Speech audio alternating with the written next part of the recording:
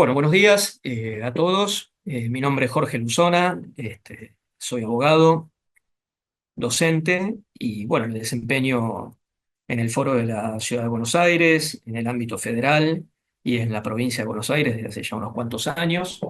Así que bueno, la idea hoy es hablar de los distintos escenarios que se pueden presentar en el marco de la justicia y que involucran al derecho de salud, a sus prestadores y destinatarios. Bueno, previamente, y como corresponde, eh, dar mi profundo agradecimiento a la Cátedra Libre de Derecho y Salud de la Facultad de Medicina de la Universidad de Buenos Aires. Eh, Agradezco la generosidad de permitirme compartir estas consideraciones sobre este tema tan importante y, y también ponerme a disposición no solo de la cátedra, sino también de sus destinatarios para ampliar, profundizar, evacuar cualquier inquietud que haya sobre los contenidos que vamos a ver. La idea de lo que vamos a conversar es un poco compartir, analizar los distintos escenarios que se pueden presentar en el marco de lo que se conoce coloquialmente como la judicialización del derecho de la salud. Es decir, situaciones donde tenemos, por un lado, a un sujeto que es el destinatario de la prestación de salud, que ve de un modo arbitrario, ilegal, lesionado el pleno acceso a ese derecho y por lo tanto recurre a la justicia a través de algún mecanismo que la ley le habilita para ello, a los efectos de demandar al obligado a las prestaciones y obtener en el marco de esa acción judicial un resultado que los abogados y en el mundo del derecho se conoce como sentencia, que le permita restaurar la plenitud del derecho que, como dijimos, está lesionado en mayor o menor medida, pero siempre que haya claramente una lesión. Para adelantar un poco de los ejemplos, son las clásicas reclamaciones por provisión de medicamentos, lo que puede llegar a ser la reclamación de un tratamiento médico y hasta incluso de prestaciones mucho más complejas, como puede ser la inmediata realización de una intervención quirúrgica y hasta incluso, como vamos a ver dentro de unos minutos, el acceso a ciertos tratamientos, medicamentos que pueden estar incluso en fase de experimentación. Así que bueno, el deseo mío, y que me imagino la cátedra comparte, es de que esto sirva como una base que acerque a los destinatarios de esta clase estos temas y que puedan ser un trampolín, una plataforma para que después por sus propios medios o por futuros contenidos de la cátedra puedan ampliar el conocimiento o recurrir obviamente a personas que han hecho de estos temas objeto de investigación profunda y que recomiendo su seguimiento. También es un desafío para mí, y lo he conversado con la cátedra, ajustar esta exposición a términos llanos, claros, sabiendo que los destinatarios son estudiantes de medicina o médicos también, profesionales de la salud, que si bien obviamente tienen conocimientos jurídicos y posiblemente experiencia en este tipo de asuntos, no están habituados a manejar los términos que nosotros, quienes estamos en esto de la abogacía, manejamos con habitualidad. Así que bueno, poco comenzando y a modo introductorio, lo que les quería comentar es que esto de recurrir a la justicia en procura del restablecimiento de un derecho, no es obviamente un vehículo regular, ¿no?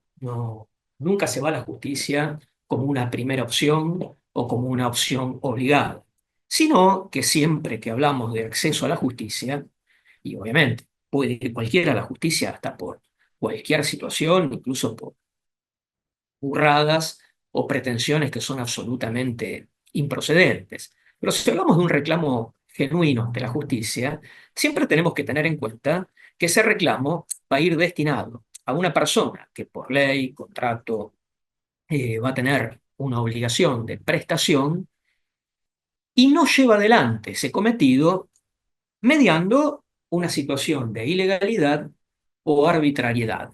Es decir, tiene que haber un incumplimiento para que alguna de estas vías, vehículos de acceso a la justicia se haga operativo. Y no son caminos claramente amables, no son tránsitos sencillos para la gente. Uno desde la experiencia profesional, que me ha tocado trabajar muchas veces en este tipo de asuntos, uno ve la angustia con la que llega la persona necesitada de prestaciones, que está atravesando una urgencia de mayor o menor medida, la carga que ya llevan con el transitar, con múltiples reclamos ante los prestadores, la angustia de no saber cómo puede llegar a salir el plan que le ofrece el profesional del derecho para poder abordar la cuestión, y esto no es menor, y posiblemente los profesionales de la salud perciban esto de parte de los pacientes, el temor, la incerteza que queda en todas aquellas personas que transitan estos caminos de cómo será el futuro en el relacionamiento entre estas personas y las entidades prestadoras de salud, llámese la prepaga, la obra social o ciertos institutos o nosocomios. Siempre queda esa duda de decir, bueno, después de haber hecho esto, que para muchas personas es su primer contacto con la justicia, ¿qué vendrá? ¿Cómo me van a tratar? ¿Cómo será en el futuro tener que requerirles algo? ¿Se me convertirá en algo normal tener que transitar por vías de amparos, abogados, cartas, documentos? Así que claramente, no es un camino amable, como dijimos recién. Así que desde ya que lo ideal debería ser que cualquier tipo de lesión, a lo que ahora vamos a ver y conocer como derecho a la salud, debería encontrar un cauce, debería encontrar una solución por fuera de los vehículos judiciales. Sobre esto ya vamos a profundizar, vamos a ver las limitaciones que ofrece la justicia, eh, y más aún en nuestro país y en los tiempos que estamos transitando, pero lamentablemente ante ciertas deficiencias muchas veces parece ser el camino. Eh, Puedo hablar también desde la experiencia, la satisfacción que provoca en mucha gente el reconocimiento de su derecho sin tener que llegar a la justicia o mediante la celebración de algunas gestiones extrajudiciales, eh, porque sabemos que claramente la opción judicial tiene que ser la última de las opciones. Por todo esto que les digo y por lo que les voy a comentar.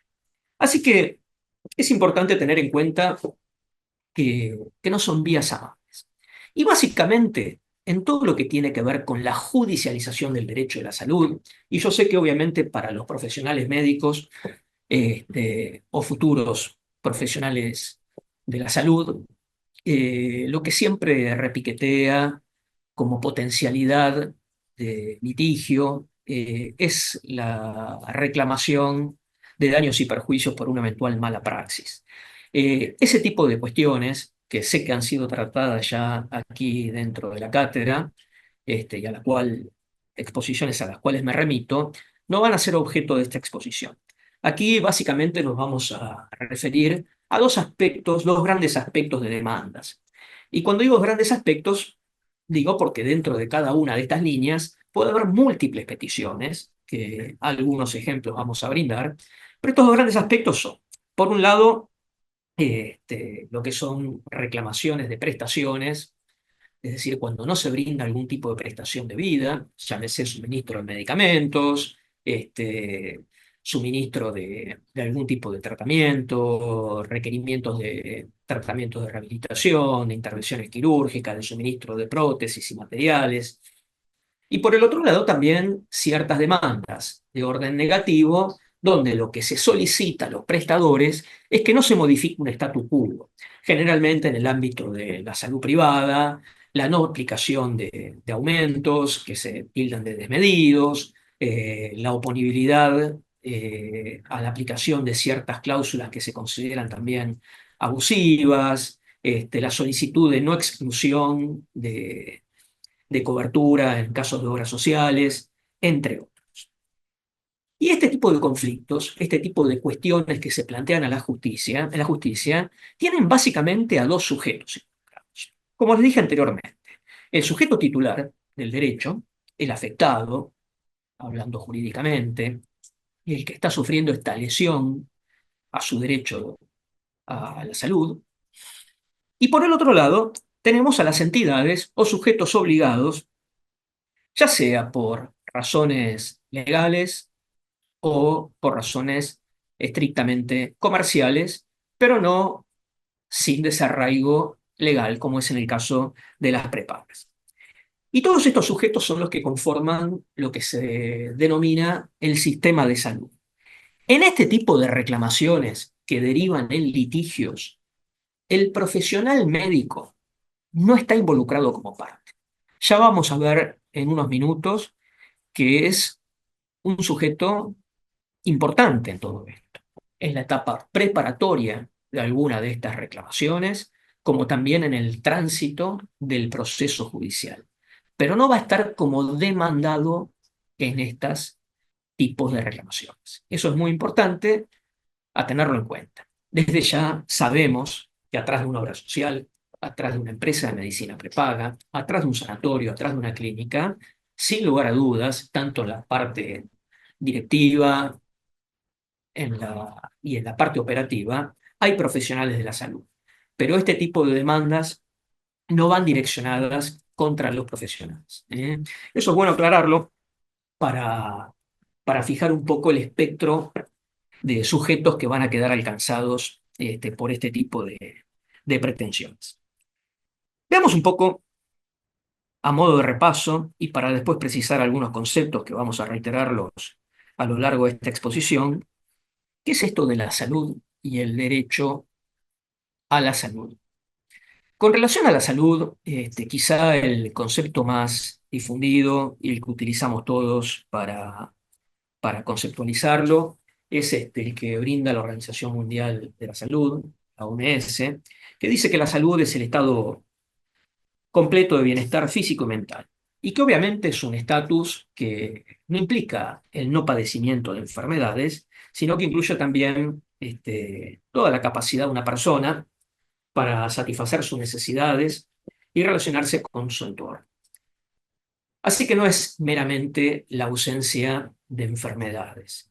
Implica también el acceso a una serie de prestaciones complementarias que hacen a la salud.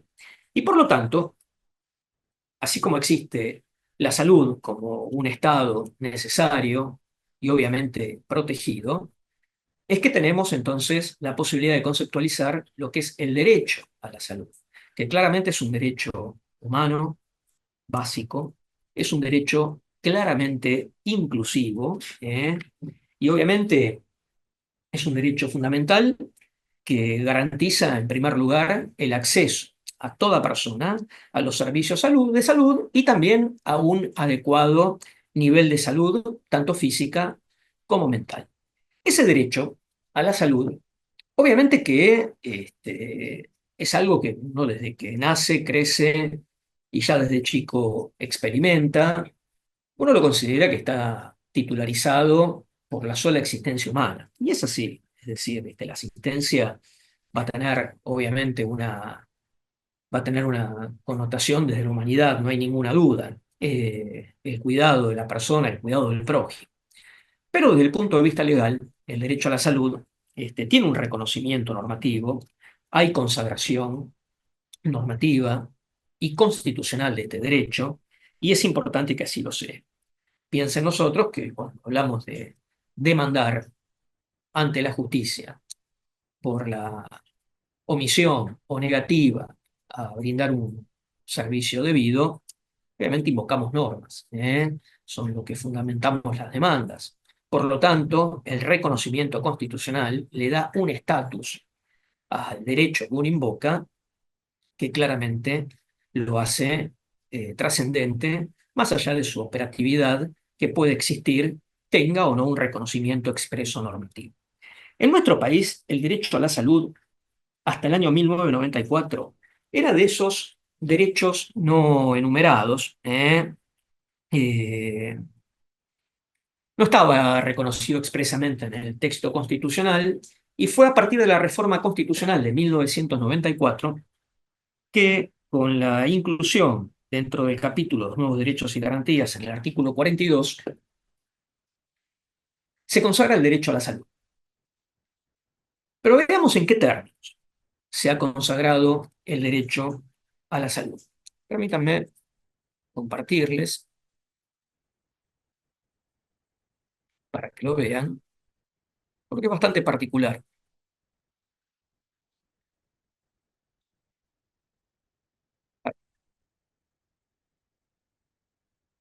Fíjense, dice que los consumidores y usuarios de bienes y servicios tienen derecho en la relación de consumo a la protección de su salud, seguridad e intereses económicos, a una información adecuada y veraz, a la libertad de elección y a condiciones de trato equitativo y digno.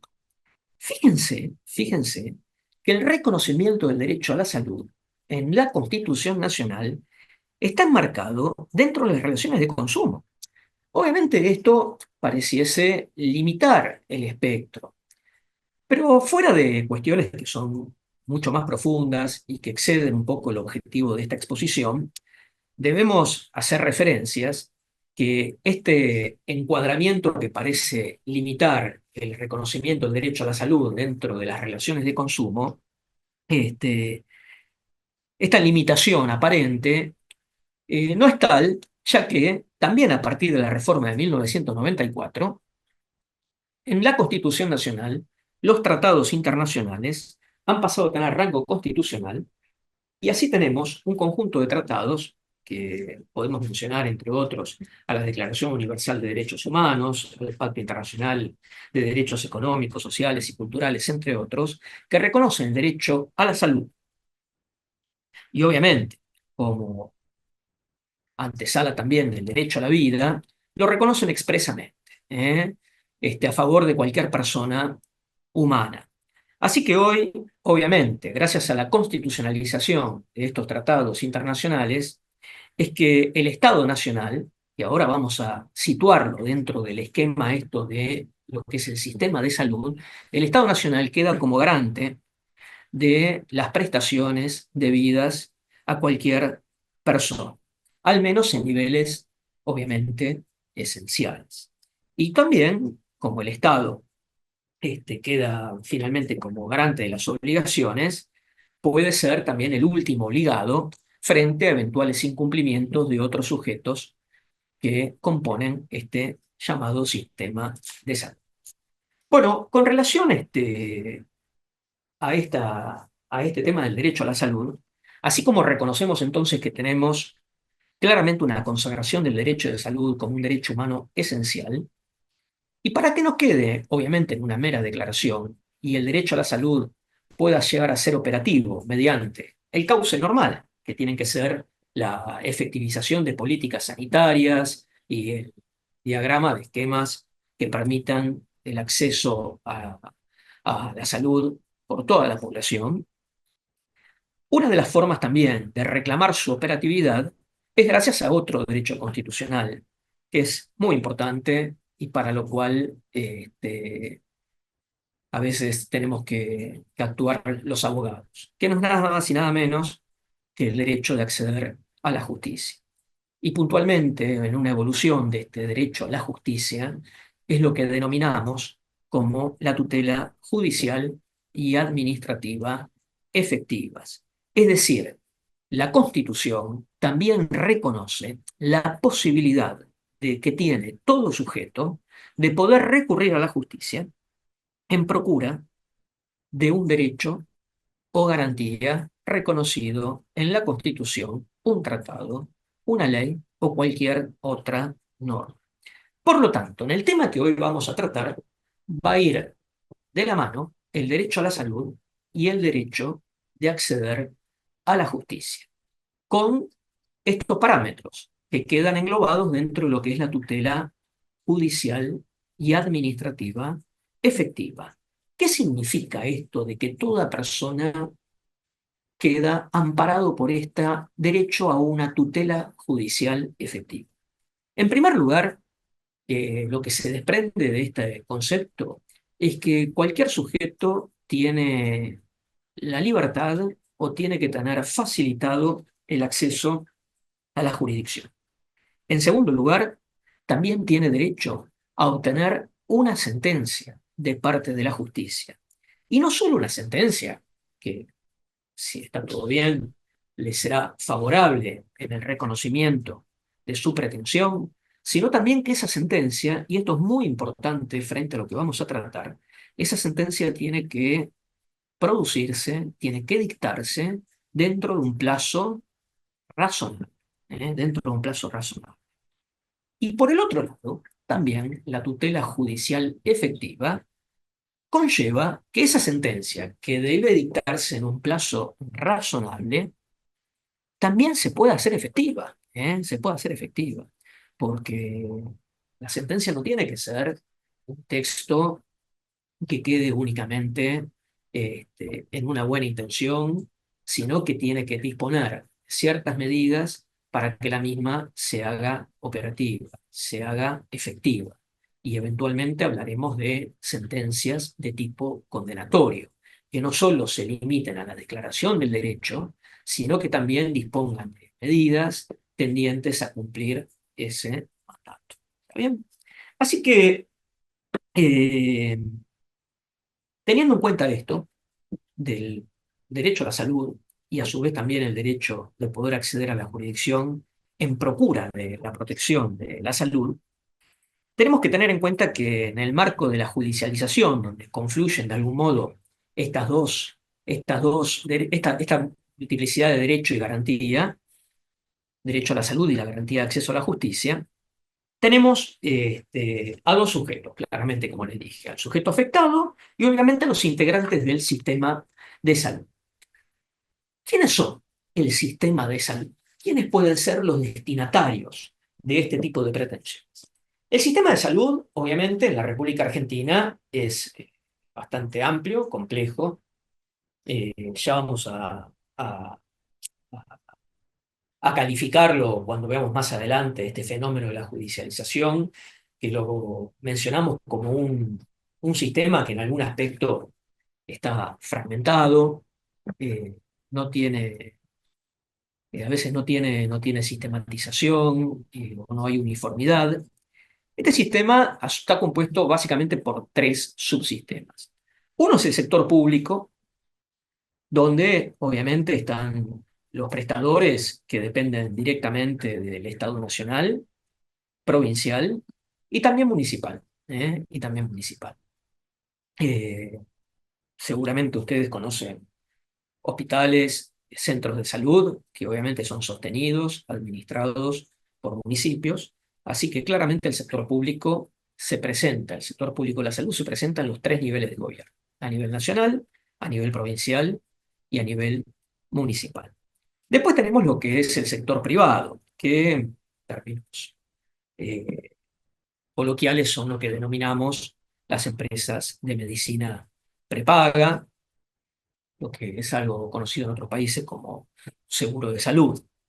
Y por último tenemos el otro subsistema, que es muy importante en la República Argentina, que es el sistema de la seguridad social. El sistema de la seguridad social incluimos a las obras sociales nacionales, al PAMI, claramente, las obras sociales más importantes y que abarca miles de beneficiarios. También incluimos dentro del sistema de la seguridad social a las obras sociales provinciales y de la Ciudad de Buenos Aires, y a obras sociales como las de las universidades nacionales, a las de las fuerzas de seguridad y de las Fuerzas Armadas, y también a las obras sociales del personal del Poder Legislativo y del Poder Judicial. Por lo tanto, obviamente, como verán, es amplio. Y siempre teniendo en cuenta algo que mencionamos hace unos pocos minutos. El Estado en definitiva, es garante primario del sistema. Y ustedes se preguntarán, ¿a qué viene esto de describir cómo se compone el sector de la salud? ¿Por qué es importante tener en cuenta de que hay un sector público, un sector privado y obviamente un sector de la seguridad social? ¿Por qué es importante saber que hay un sector público, un sector privado y dentro del sector público, por qué algunas dependencias, valga la redundancia, dependen del Estado nacional o del Estado provincial o del Estado municipal? Bueno, es importante ¿por qué? Y voy a tratar de explicarlo lo más claramente posible. La República Argentina es un Estado federal, obviamente con sus defectos, con sus carencias en materia de federalismo, que son públicamente conocidas, pero esto ¿qué implica? De que tengamos distintos subsistemas en cada una de las provincias y dentro de la Ciudad Autónoma de Buenos Aires, este, que provocan una fragmentación del sistema, eh, que a veces lo convierten en un sistema frágil en algunos aspectos, y esa fragmentación eh, y el hecho de que haya distintas jurisdicciones que sostengan distintos sistemas de salud hacen de que las regulaciones sean diferentes. Y mucho más cuando hablamos de las regulaciones de estos remedios que hoy vamos a hablar, llámese acciones de amparo, medidas autosatisfactivas, procesos ordinarios con la finalidad de reclamar el otorgamiento de prestaciones, hacen de que las reglas de gestión de estos reclamos varíen dependiendo cada una de las jurisdicciones. Así, por ejemplo, para los que vivimos en esta área, que es el área de asiento de la Universidad de Buenos Aires y puntualmente la Facultad de Medicina, que es el área metropolitana de la Ciudad de Buenos Aires, no es lo mismo para un abogado que se desempeña en este ambiente tener que demandar a una prepaga,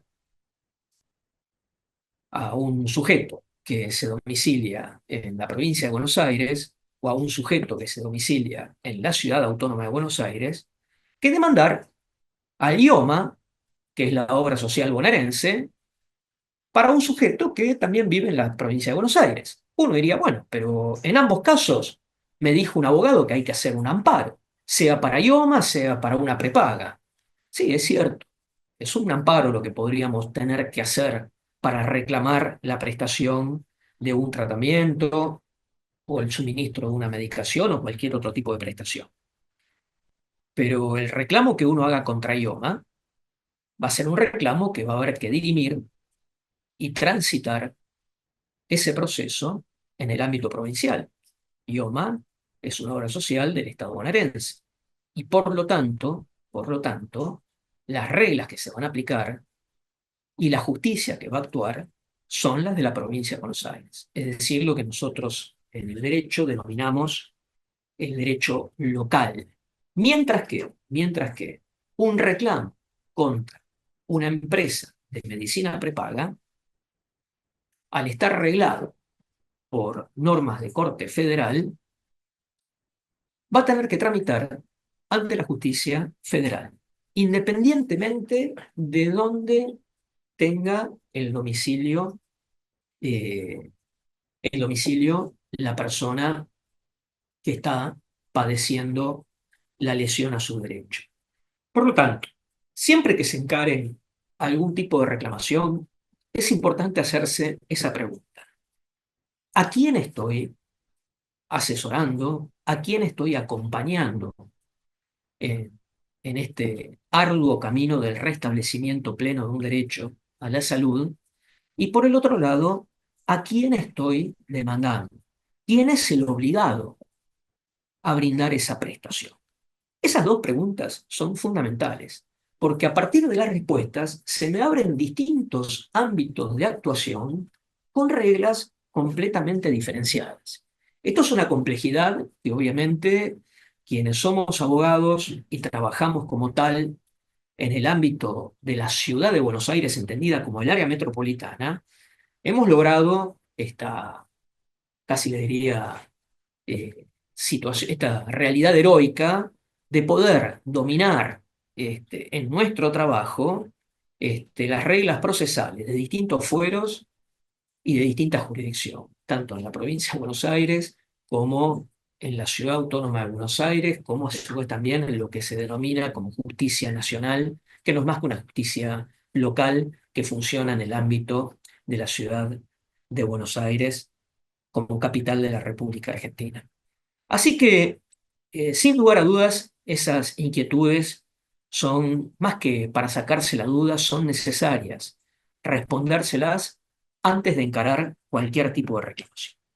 Desde ya que también la que denominamos justicia federal o jurisdicción federal va a ser la que va a involucrar a reclamos que se formulen contra el Estado Nacional, mientras que la justicia local va a intervenir en todos aquellos reclamos que tengan como parte demandada a una provincia o a la Ciudad Autónoma de Buenos Aires o a un ente provincial.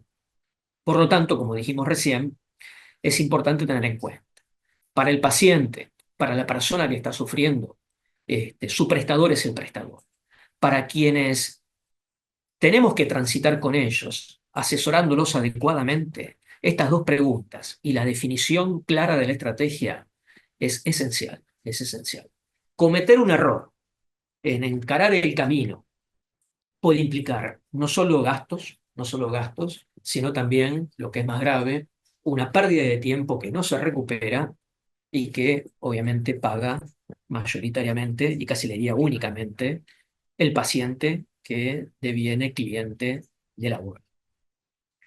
Bueno, dicho esto, teniendo en claro entonces cuáles son los derechos en danza, cuál es el sistema de salud, quiénes lo integran y qué caminos pueden tomarse dependiendo de los sujetos que estén involucrados, me interesa conversar, y es un poco el núcleo de la conversación de hoy, sobre el fenómeno, lo llamamos así, fenómeno de la judicialización de la salud. ¿Qué es esto de la judicialización de la salud? Vuelvo a compartir acá una pantalla. Un segundo, tranquilo. Bueno, como verán, estaba ahí un poco lo que habíamos relatado. Eh, Como verán, esto de la judicialización de salud implica que todos los integrantes del sistema de salud, llámese público, privado y la seguridad social, quedan alcanzados por este fenómeno al cual nos estamos refiriendo en todas aquellas controversias que involucran, obviamente, los usuarios de esos servicios de salud y las instituciones prestatarias.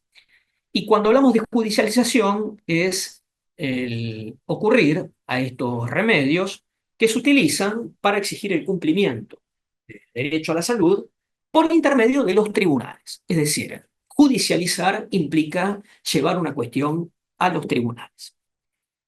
El tema es, eh, como les dije, es muy complejo. Vamos a ver ahora que hay causas claramente identificables sobre las cuales se ha investigado mucho, no tanto sepan ustedes por profesionales del derecho, sino incluso por profesionales de la salud.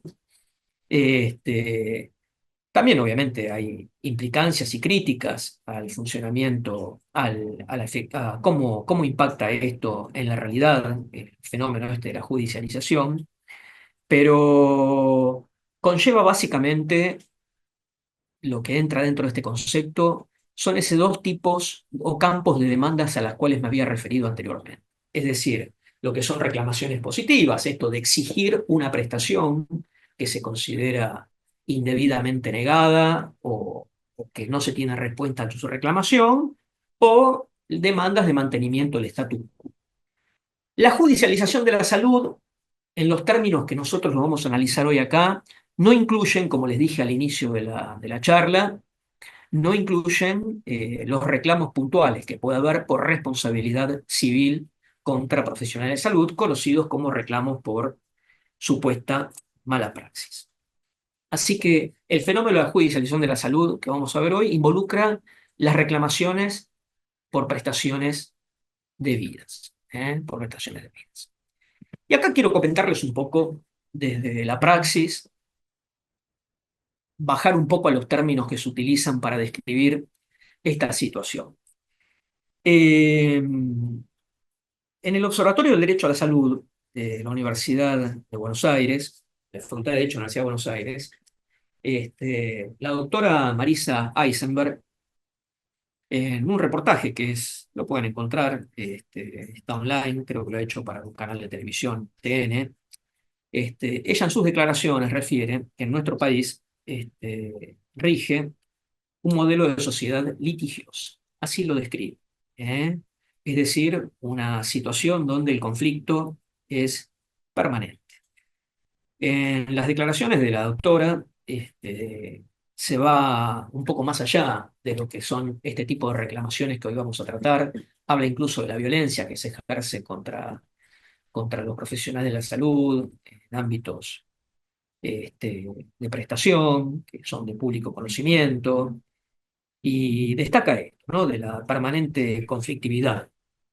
Y incluso algunos hablan de una hipertrofia, donde esto se ha convertido en una situación que se ha desmadrado, ¿no? Que ha crecido hasta límites insospechados.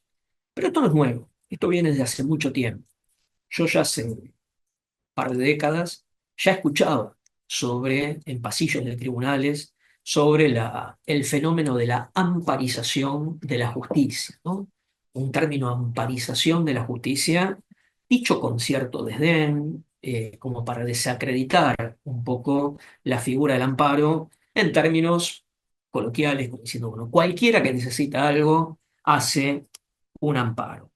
Y obviamente uno sabe que no es así, ¿no? Las personas que llegan a situación de demandar judicialmente, desde ya que hay excepciones, son personas que realmente necesitan o no están obteniendo de parte del sistema una adecuada respuesta, una contención que evite un tránsito que, como dijimos también al inicio de la charla, no es cómodo, no es sencillo y es siempre traumático, siempre traumático. Las causas que motivan este fenómeno de la judicialización, de la amparización de la justicia, y digo amparización pese a que no siempre se reclama por vía de amparo. Ya vamos a ver ahora en unos pocos minutos cuáles son esas alternativas que tenemos al amparo, a veces necesarias y a veces el amparo como única alternativa, según mi visión. Las causas son múltiples, ¿no? Desde ya las deficiencias en la cobertura motivan una necesaria amparización. Hay claramente en nuestro país y en los últimos años, de forma creciente, una desigualdad social, falta de equidad en el acceso a las prestaciones. A su vez también, quienes estudian este fenómeno hablan en sentido positivo como una de las causas de la mayor intervención de los tribunales en este tipo de cuestiones, a una mayor toma de conciencia de los distintos sujetos beneficiarios, de poder acceder a la salud, y que es un derecho, y también mayor dominio de información que permite a las personas este, conocer que tienen la posibilidad de requerir auxilio judicial. Desde ya, son muchísimas más. En cuanto a sus implicancias, bueno, sin lugar a dudas, el ejercicio de acciones judiciales para reclamar la prestación debida, sea el suministro de medicamentos, que es lo más normal, la prestación de algún tratamiento de distinto orden, eh, tiene como, tiene como potencial riesgo la afectación al sistema y sustentabilidad del sistema. Es decir, la posibilidad de generar desequilibrios. Y otra implicancia, que no es menor, y esto me parece también muy importante, es saber que cuando se ejercen estas acciones, la respuesta de la justicia, y hablo de una respuesta favorable, positiva, la respuesta va a ser a esa persona que ejerció el derecho de accionar. Es decir, es una respuesta individual a la persona que promovió una acción judicial.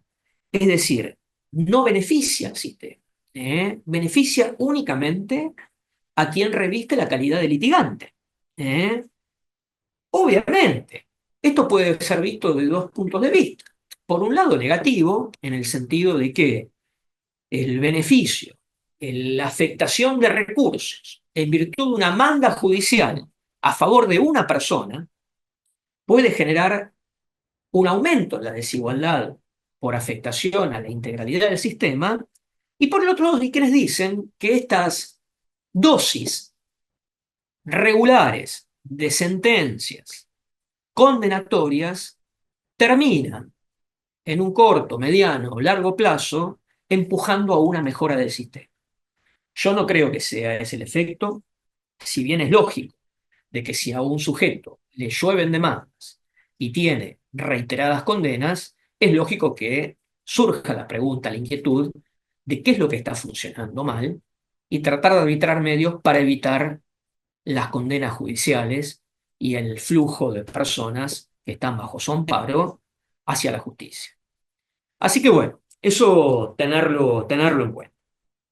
Después, en cuanto a las críticas que se le hacen, bueno, un poco de la mano con lo que habíamos dicho, claramente eh, las condenas en el marco de estos procesos desvían recursos en detrimento, en algunos casos, de la solidaridad sobre las que se sustenta el sistema.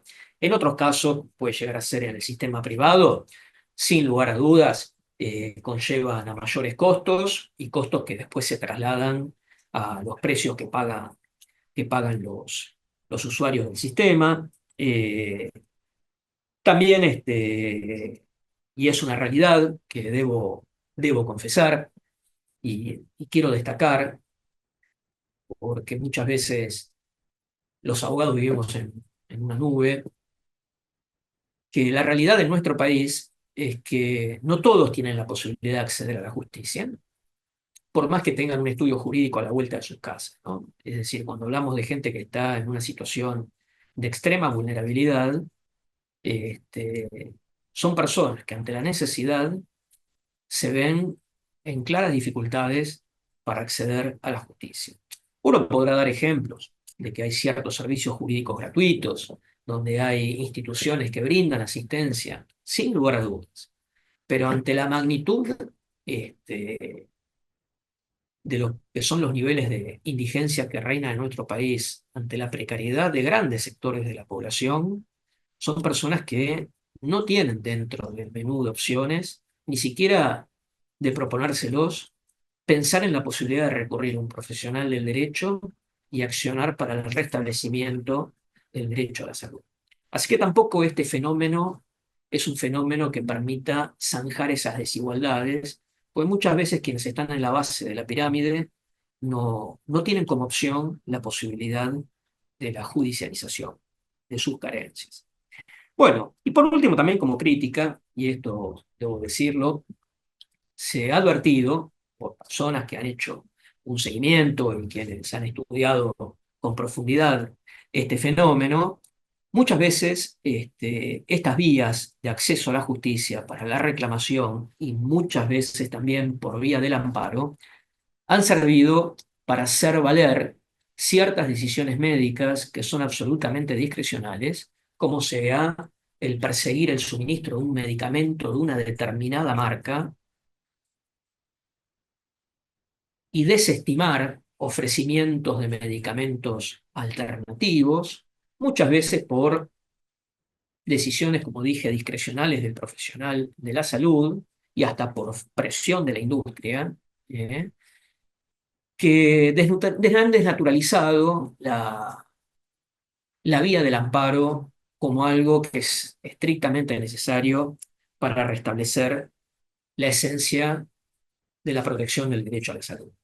Así que claramente es una situación que podemos definir como problemática y ya vamos a ver el porqué, ¿no? Eh, Sin lugar a dudas, esto ha generado un colapso en la justicia, no es un tema menor. También hablando desde mi experiencia profesional, me ha tocado recientemente, y cuando digo recientemente, en esta misma semana que está transitando, estamos aquí en el mes de marzo del año 2025, me ha tocado recibir informes de secretarías de juzgados federales del interior del país, donde justifica la demora en la gestión de causas de todo tipo, no solo causas relacionadas con la salud, a raíz de los miles de amparos por salud que tramitan en cada una de las secretarías. Es decir, se acusa el colapso de la justicia a la cantidad de acciones de amparo que tienen a su cargo en esa jurisdicción. Evidentemente es una situación que se ha convertido en problemática. ¿Qué solución tiene? Bueno, no está de la mano de la judicialización, claramente. Es algo que a mí obviamente me excede. Tendrá que ser el Estado el que brinde las garantías, el que lleve adelante políticas que permitan eh, implementar mejoras en todos los niveles del sistema, lo mismo para las jurisdicciones locales. Por lo pronto, uno ve acciones que son más bien paliativos frente a esta problemática. Puedo mencionarles recientemente una resolución del Ministerio de Salud, la 4912 del año 2024, que aprobó una especie de, no, una especie no, se llama así, es una guía de buenas prácticas para cumplir las mandas judiciales, donde establece ahí una serie de acciones que se deben tomar, principalmente para tratar de brindar cierta previsibilidad eh, frente al mandato de cumplir con una sentencia judicial y no afectar el funcionamiento del sistema. Pero fíjense, quien recurra a la lectura de esa resolución va a ver que en definitiva no es más que un paliativo frente a este fenómeno de la judicialización que, que una solución de fondo, ¿no? Una solución de fondo. Bueno, a renglón seguido quiero comentarles, y también acá haciendo un esfuerzo de mi parte, este, de tratar de brindar estos dos temas que me quedan, brindarlos en términos claros, ¿no? Porque me voy a referir a procesos judiciales y obviamente la terminología jurídica y puntualmente la terminología procesal para aquellas personas que no tengan experiencia en la materia puede resultar todo un desafío y corro el riesgo de hacerles perder un poco el hilo de quienes hayan hasta el momento mantenido la atención en esta exposición. Eh, Así que vamos a ver de qué se trata esto del amparo, qué son las medidas cautelares, y un tema que no es muy tratado, pero que es sumamente importante en el esquema de la justicia y la salud, que son lo que se conocen como las medidas autosatisfactorias. Y voy a tratar de hablar de estos procesos siempre teniendo en cuenta la materia que se lleva adelante como objeto de demanda, es decir, el reclamo a la prestación el reclamo de acceso a una prestación de salud. Les comento desde mi experiencia. ¿Cuántas veces nos ha visitado un cliente que viene obviamente con una carga de angustia, preocupación, a vernos por un familiar o por su propia persona, y nos ha dicho que ha visto un médico y el médico le ha dicho, señor, usted lo que tiene que hacer es ir a ver un abogado y que el abogado le haga un amparo. un amparo. Esto es una realidad y es recurrente, es recurrente. Yo no estoy hablando de un caso puntual. Es increíble la cantidad de personas que llegan al abogado solicitando asistencia por sugerencia de los profesionales de la salud. Posiblemente porque los profesionales de salud conozcan el sistema, conocen sus limitaciones y saben que para la obtención de la prestación necesaria e ineludible para esa persona, para obtener una curación o un paliativo, sea tener que recurrir a un auxilio judicial. El problema de base es que se utiliza en toda esta temática al amparo como un comodín. Hacer algo ante la justicia que involucra la salud es hacer un amparo. Y vamos a ver que no siempre es así. Claramente, y esto ahora después voy a profundizar, ¿no? Claramente lo que se conoce como amparo, que es un proceso, es una acción, es quizá la vía más idónea que tiene una persona para hacer efectiva la protección de un derecho y más de un derecho como es el derecho a la salud, ¿eh? Más aún en el caso del derecho a la salud. Así que es claramente la vía más idónea. Pero por otro lado también se convirtió en un comodín en la palabra para describir a cualquier tipo de manda judicial eh, que brinda auxilio.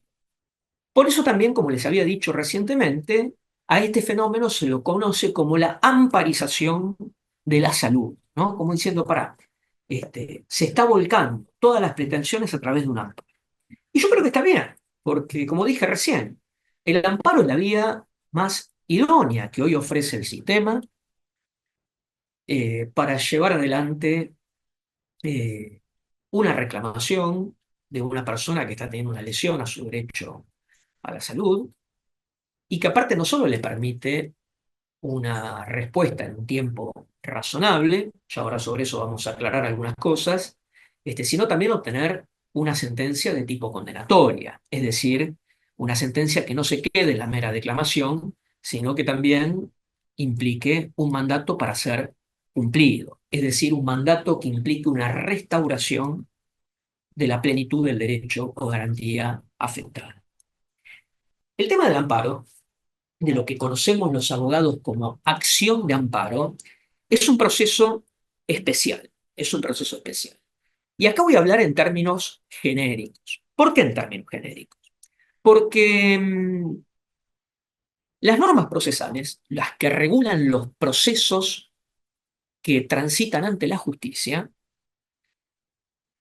son de naturaleza local. Es decir, cada jurisdicción se da sus propias normas procesales. Así, en materia de amparo, tenemos que en el ámbito federal, cuando el demandado es una persona, una autoridad pública o el Estado nacional, tenemos una ley que es la ley 16.986, una ley del año 1966 que fue realmente una verdadera limitación al ejercicio de la acción de amparo, que ha tenido un nacimiento por vía pretoriana, es decir, ha sido una creación de los jueces a través de su jurisprudencia. La provincia de Buenos Aires tiene su propia ley de amparo, la ciudad autónoma de Buenos Aires tiene su propia ley de amparo, y así las distintas jurisdicciones provinciales.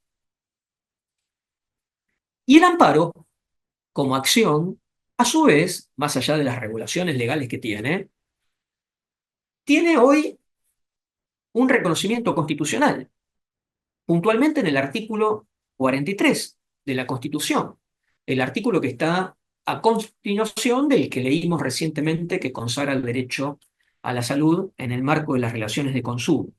El artículo 43 también integra este plexo de nuevos derechos y garantías que fueron incluidos a raíz de la reforma constitucional de 1994. Bueno, y les paso a compartir nuevamente para que veamos el texto del artículo 43, que nos va a servir como apoyatura para ver de la, ciertas características de la acción de amparo. Fíjense que el amparo, según lo que estamos viendo acá en este artículo 43 que tienen a la vista, dice que es una acción, es decir, es un proceso, es un trámite. Esto es importante destacarlo, porque incluso estoy seguro que más de uno de los que esté escuchando esta exposición alguna vez habrá escuchado que el amparo era un recurso. De hecho, el recuerdo que tengo de mi escuela secundaria en alguna materia de educación cívica o instrucción cívica, este, estoy hablando de los primeros años de este periodo democrático que estamos transitando felizmente a partir de 1983, se hablaba de recurso de amparo,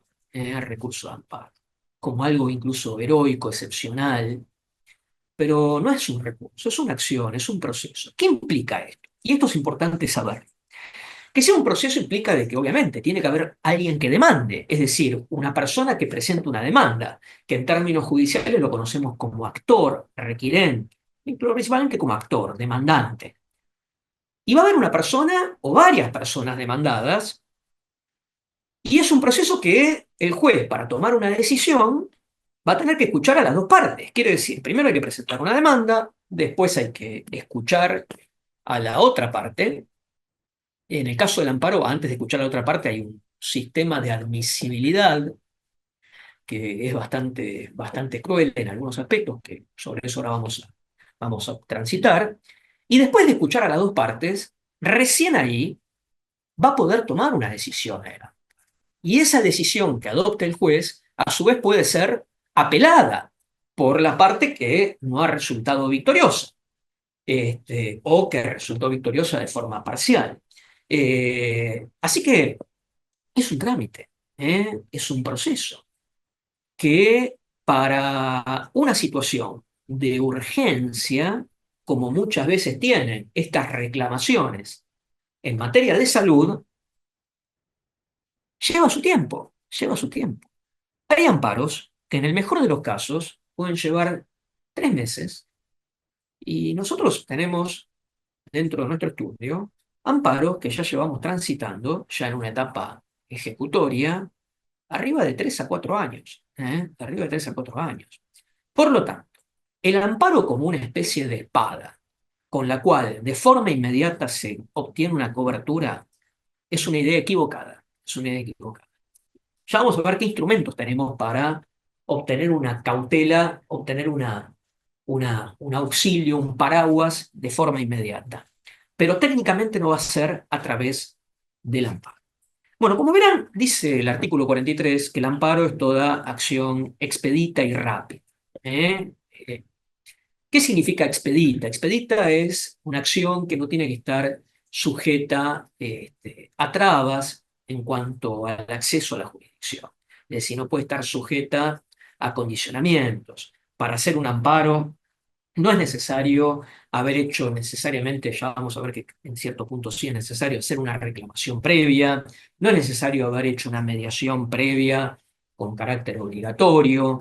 Es una acción que nos permite ingresar a la justicia sin limitaciones. Y claramente es rápida. Si ustedes comparan las regulaciones que tenemos procesales en nuestro país, y puntualmente en el ámbito federal, uno compara la regulación del amparo y la regulación de un proceso ordinario, un típico proceso de conocimiento, va a ver que los plazos son mucho más acotados. Hay plazos que son obligatorios, desde ya para las partes, como también para la justicia, que son plazos muy acotados, ¿no? Hasta incluso están previstas en algunas normativas plazos que se cuentan en horas. Por ejemplo, la ley 16.986, que rige para los amparos contra las autoridades públicas nacionales, el plazo para apelar es de 48 horas. Por lo tanto, como verán, se trata de llevar adelante el proceso de la forma más rápida posible. Pero la Constitución deja claro que procede el amparo siempre que no exista otro medio judicial más idóneo. Y siempre va a haber otro medio judicial más idóneo, ¿no? Eso ya vamos a ver. ¿Qué quiere decir esto de que no existe otro medio judicial más idóneo? ¿Más idóneo para qué? Para buscar el auxilio. Bueno, sí, claro, bueno, puede haber otro medio judicial, pero tiene que ver también con ciertas limitaciones que tiene el amparo en cuanto a la posibilidad de tratar a fondo algunas cuestiones que no se presentan con arbitrariedad o ilegalidad manifiesta, que es lo que tengo acá destacado en esta transcripción del artículo, ¿no? Quiere decir que yo puedo interponer una acción de amparo ante una acción u omisión de autoridades públicas o de particulares que en forma actual o inminente, es decir, en este preciso momento o próximamente de modo inminente, afecte derechos o garantías reconocidos en la Constitución, los tratados y las leyes. Y esa afectación, y este es el núcleo del amparo, tiene que ser con arbitrariedad o ilegalidad manifiesta. ¿Qué significa que tiene que ser con arbitrariedad manifiesta? Que tiene que ser una arbitrariedad o ilegalidad gravísima, algo que resulte repugnante, una cuestión de vida o muerte.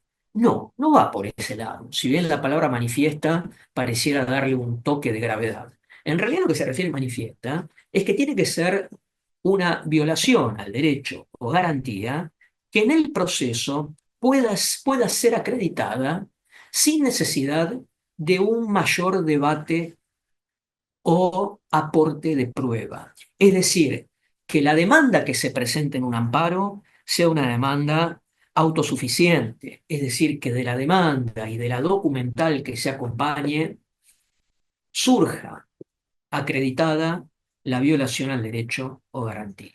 ¿Mm? Así que eso es muy importante. Sobre eso ahora vamos a profundizar.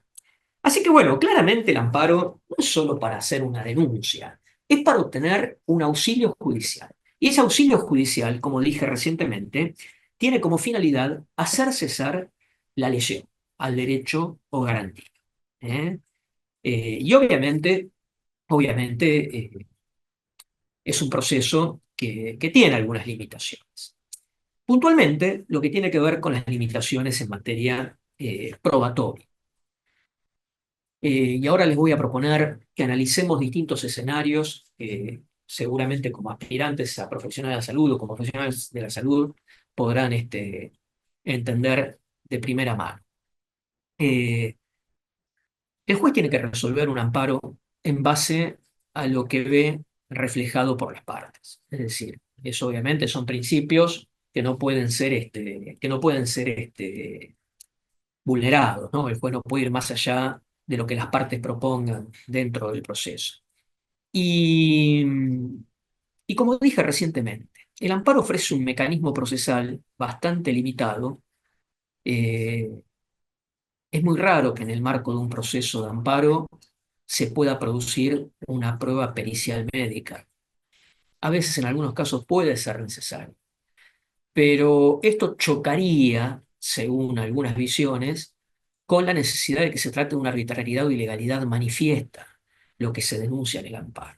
Por lo tanto, si vos necesitas mucha prueba, posiblemente estés a su vez indicando de forma indirecta que no estás ante una situación manifiestamente ilegal o arbitraria, lo cual a los abogados a veces nos pone en un aprieto. No tanto porque uno no crea en el amparo como vía idónea, sino por temor a que así lo vean los operadores de justicia y esto derive en un rechazo de la demanda, ¿no? Así que esas limitaciones en el amparo existen. Lo que es importante que tienen que saber es que el amparo no hace cosa juzgar. ¿Esto qué significa? Que si yo pierdo un amparo como parte, obviamente, actora, eso no significa de que no pueda hacer valer mi derecho en una futura demanda, quizá por intermedio de un vehículo procesal un poco más amplio, idóneo, que me permita acreditar la existencia de esa lesión. Eso es muy importante saber, ¿eh? Si se pierde un amparo, subsiste la posibilidad de intentar nuevamente, ¿eh? La reclamación. Con relación al tema y esto que hablaba de las limitaciones del amparo, surge entonces la siguiente pregunta. ¿Eh? ¿Qué hay que hacerse cuando uno encara este tipo de trámites? ¿Es manifiestamente ilegítima la negativa a cubrir una determinada prestación? Esa pregunta hay que hacérsela, hay que analizar el tema. Y en eso el aporte del médico tratante es fundamental, porque es el profesional que nos va a brindar a nosotros las herramientas para poder contestar esta pregunta de forma adecuada. Claramente, si yo tengo una situación, a ver si me siguen en estos ejemplos, donde yo tengo un silencio ante un reclamo formulado por una vía formal, sea una carta de documento, una nota presentada ante el prestador y donde acredito la necesidad de un tratamiento, el suministro de una medicación, y lo único que tengo es un silencio absoluto. O tengo una negativa expresa a brindar asistencia en un caso de una persona que además de sufrir una discapacidad, la prestación que exige está prevista en el programa médico obligatorio, lo que se conoce como el PMO. Bueno, en esos casos, bueno, uno diría, bueno, el amparo parece ser una vía claramente idónea y adecuada para mi reclamación de auxilio judicial. Ahora, si yo voy a otro tipo de situaciones, como las que mencioné recientemente, si mi pretensión versa en casos de pacientes que están en situación terminal o que están padeciendo enfermedades cuyo tratamiento depende de mecanismos o de medicamentos que están en una fase experimental y tenga que demostrar que esas prestaciones son las adecuadas, bueno, obviamente esto es algo que los abogados sabemos muy bien. Quien alega lo necesario tiene que probar esa alegación. Por lo tanto, una vez se ve en la necesidad de encontrar una vía procesal que sabemos que el amparo a veces no lo ofrece, donde nos dé la amplitud de aportar elementos, sea convocar una pericia, sea poder aportar informes, requerir informes de instituciones científicas, universitarias. Obviamente eso para quienes hacemos amparo muchas veces parece algo imposible, ¿no? Porque el amparo es casi un ida y vuelta, demanda, contestación, a lo sumo alguna medida de mejor proveer y la sentencia, y no un ámbito donde la apertura a prueba es necesaria. Así que obviamente, depende de cada caso, eh, habrá que analizar la conveniencia de un amparo. Yo creo que el amparo es la única alternativa. La posibilidad de hacer un proceso ordinario, un proceso de conocimiento, queda descartada. No es un ámbito propicio para una reclamación de una prestación de salud, pero bueno, podría darse algún supuesto. Y ya vamos a ver el auxilio que tenemos, tanto en materia de amparo como en materia de un juicio ordinario, para poder obtener una respuesta, una especie de cautela rápida, pese a que los procesos naturalmente duran su tiempo. Con relación al aporte médico, desde ya que el médico es muy importante en la gestión del amparo, toda la elaboración de un debido diagnóstico, la certificación de las necesidades, las prestaciones debidas, sin un informe médico, sin una apoyatura médica, es inviable una demanda de amparo de salud. Realmente es una apoyatura esencial y no podemos prescindir del aporte del médico. Y no solo eso, sino también yo valoro mucho el aporte, la asistencia del médico en todo momento a lo largo del proceso, ¿eh? Este, para contestar, obviamente, las réplicas de los demandados, más allá de que debe haber abogados que manejen amplio conocimiento en materia de salud, la apoyatura del profesional médico en este trámite es fundamental y se valora. Bueno, paso a otro tema que está vinculado con el tema del amparo y ya un poco ir yendo cerrando la exposición. ¿Qué pasa con el tema de lo que se conocen como medidas cautelares? Veamos qué pasa en la realidad. Uno en la calle escucha o escucha en un medio o ve ir a la televisión o un streaming de información donde hoy se dice fulano de tal consiguió que le entreguen la medicina gracias a un amparo. A esta persona la operaron de urgencia gracias a que el abogado inició un amparo. Es decir, vemos estas mandas judiciales que logran un efecto positivo y dicen fue gracias a un amparo. La realidad es que lo que en realidad muchas veces hay atrás de esas mandas judiciales son medidas cautelares. ¿Qué significan las medidas cautelares? Y vamos a ponerlas en el contexto. Vieron que recién yo les comentaba que un amparo es una acción rápida, perfecto, pero que lleva naturalmente un tiempo, porque hay que presentar una demanda, se debe contestar, se puede dar una producción de prueba, se pasa una sentencia y después esa sentencia incluso puede ser apelada. Lleva su tiempo.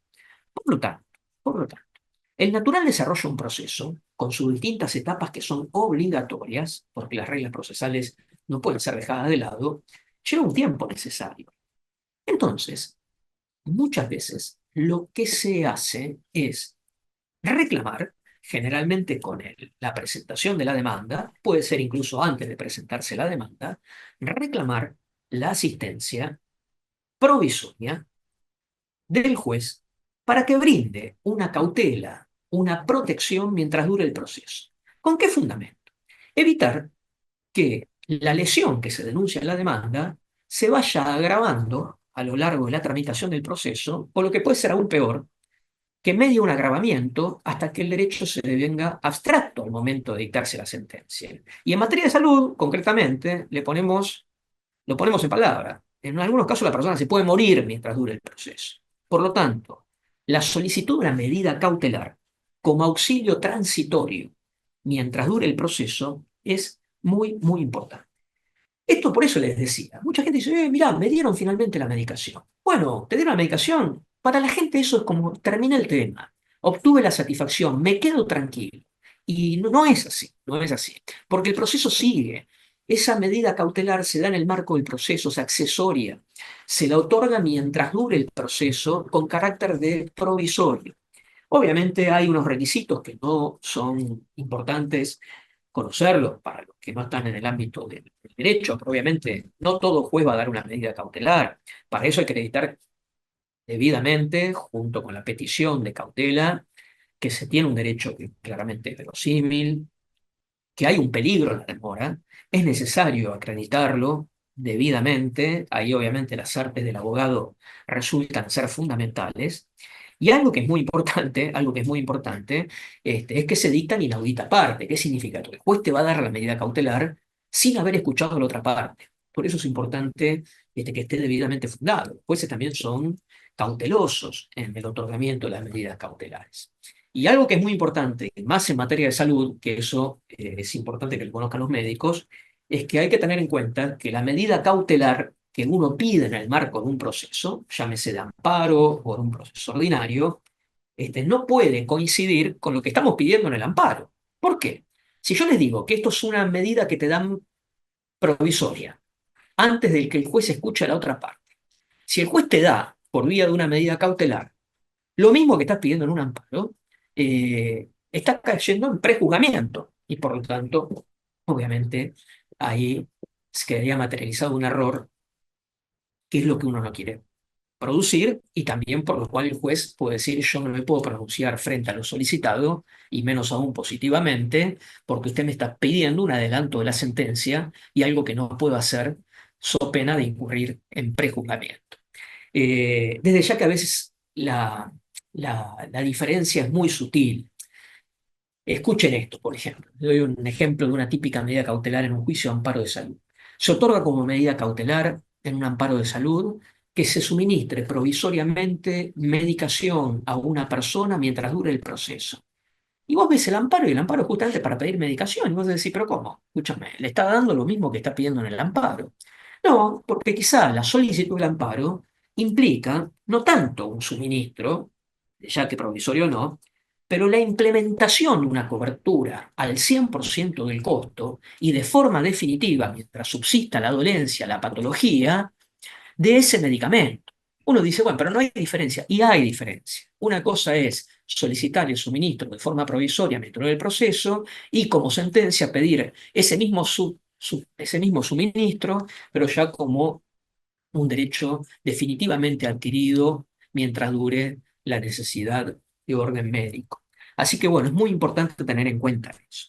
Por último, no quiero dejar de referirme a un tema que no es muy tratado, pero que es súper importante en materia de derecho a la salud, que es el de las medidas autosatisfactivas. Es un tema que no es muy tratado ni siquiera dentro de la abogacía, ni siquiera dentro del derecho procesal. ¿Por qué? Primero porque son medidas que ahora vamos a ver no están reguladas y la no regulación de estas medidas hacen de que muchas veces dentro de incluso de las cátedras de derecho procesal no se lo estudie con la intensidad necesaria.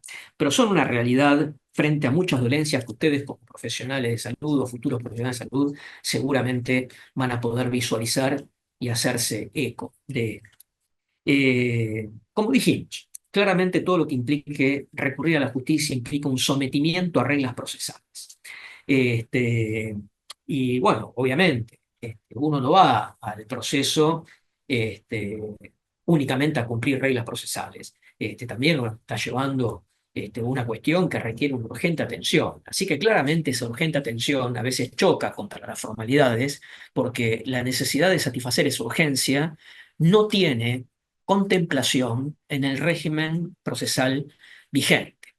Eh, Pensemos ciertas situaciones que la doctrina califica y la jurisprudencia califican como extraordinarias, de extraordinaria urgencia. Una persona que solicita una urgente intervención quirúrgica para evitar una propagación de una dolencia que ya está comprometiendo no solo su salud, sino su propia vida. Pensemos en una persona que está cercana a la posibilidad de dar a luz y necesita y tiene negada el acceso a todas las prestaciones vinculadas con el parto. Pensemos una persona vulnerable, menor de edad, que está sin cobertura y en el marco de un juicio de alimentos necesita que se ordene la inmediata cobertura por parte de la obra social de uno de sus progenitores. En esos casos, si uno como abogado los aborda, propondríamos un amparo. Miren, les cuento un caso, y con esto para ir cerrando y no hacer muy largo esta exposición, les cuento un caso que me ha tocado vivir cuando yo era un practicante en este mundo y trabajaba en un juzgado federal. Nunca olvido, una mañana se presenta una persona desencajada junto con una abogada en la mesa de entrada del juzgado anunciando de que recientemente, en épocas predigitales estoy hablando, ¿no?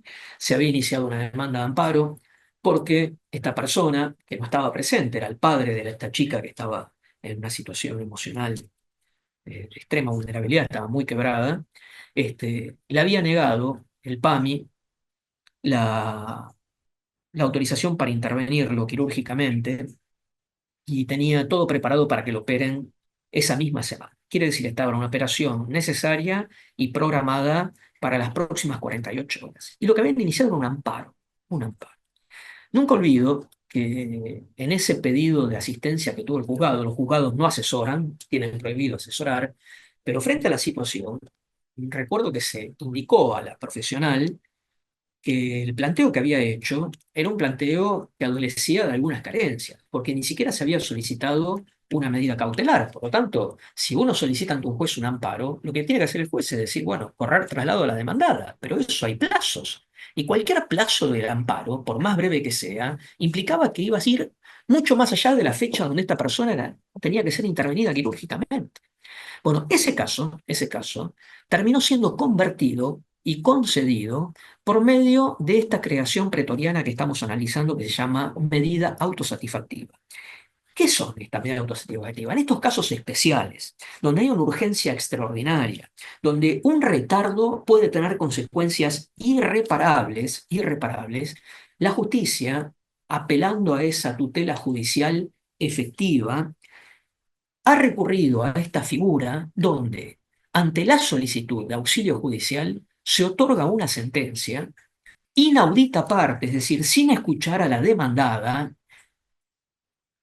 otorgando la prestación con carácter definitivo, es decir, llevar adelante la operación, cubrir la asistencia en el parto a una persona, suministrar con carácter urgente un medicamento que no admite demoras.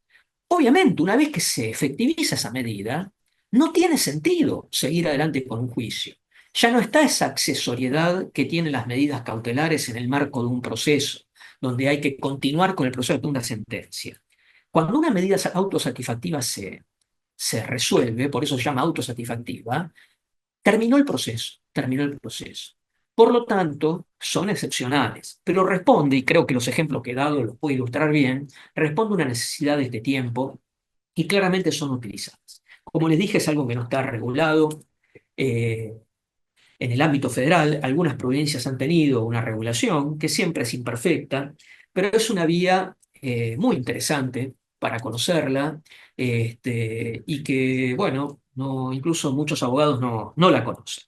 Obviamente es con el solo finalidad de remover una vía de hecho, que una vez removida torna innecesario seguir adelante un trámite y concluye ahí. Desde ya que la persona afectada por esta medida, es decir, el sujeto pasivo de esta medida, si bien obviamente tiene que responder a la demanda judicial, desde ya que tiene el derecho a un eventual resarcimiento en el futuro de demostrarse la ilegitimidad del planteo. Pero la sentencia claramente es definitiva. Las críticas a este mecanismo, como les dije, redundan por la afectación al derecho de defensa de la persona que resulta ser el sujeto pasivo, que no se le ha dado participación en el proceso. A veces los jueces en el marco de las autosatisfactivas determinan algún breve traslado, casi en horas, como para tener por lo menos la voz de la clínica, del hospital, de la obra social que ha sido requerida, pero sí la característica es que se dictan y no dictan. Bueno, como verán, y cerrando esta exposición, las vías que contienen este mundo de la judicialización de la justicia son diversas, no son de elección sencilla. La participación del profesional de la salud es fundamental en el trabajo de elección de la vía más idónea y de la estrategia a utilizar. Este, y creo que es muy importante que los médicos sepan que pueden tener una participación activa en la preparación y tránsito de estas vías procesales, y también conocerlas desde el lado del prestador, cuando muchas veces son los profesionales de la salud quienes tienen que resolver situaciones que llegan a sus manos ya no por una decisión o una autorización tácita o expresa del prestador, sino en virtud de una manda judicial. Así que bueno, les agradezco el tiempo compartido y a disposición para cualquier inquietud que tengan. Muchas gracias.